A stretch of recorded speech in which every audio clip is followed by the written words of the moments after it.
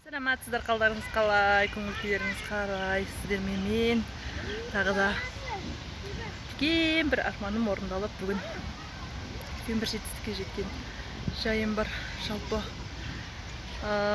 мен ылғи да айтамын, үлкен ақша келу, үлкен мақсаттар орындалу, жалпы арман мақсаттың тез орындалуы үшін адамның ішкі состояниясы, энергиясы таза болу керек, және де ойы таза болу керек. Әрқашан ойдан басталады деп сол бір жыл бұрынғы, 6 ай бұрынғы әрбір ойлаған істерім, армандаған, арман қойған мақсаттарыма бүгінгі таңда альхамдулилля жетіп жатырмын. Сондықтан барлығыңызға айтқым келеді, армандаңыздар, армандар орындалады, мақсат қойыңыздар.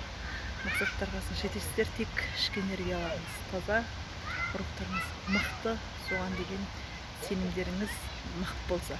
Сондықтан ештеңе қазіргі таңда бос қиялмен, бос сәуремен, бос сөзбен, бос өсек аяңмен өткізгенше өзіңізге арнаңыз. Өйткені қазір космостық заман, ақпараттық заман, информацияның систем заман деп жатады ғой. Кез келген дүние қазір космосқа өте жылдам жетеді. Сондықтан кімнің соған дайындығы, соған соны түф деп қабылдап алуға мүмкіндігі бар, соған тартылады. Жалпы тартылыс дегенді баяғыдан білесіздер. Тартылыс арқылы өміріңізге керемет пен ғажайыптың барлығын тартып алғыңыз келетін болса, әрқашан ойыңызды тазалаңыз.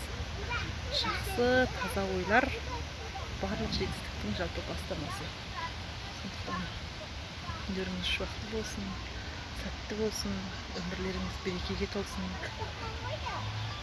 Қиялдаңыздар, армандаңыздар, жақсы дүниелерді ұмтылыңыздар, өз-өздеріңізге уақыт арнаңыздар, өз-өздеріңізбен жұмыс жасауды тоқтатпаңыздар.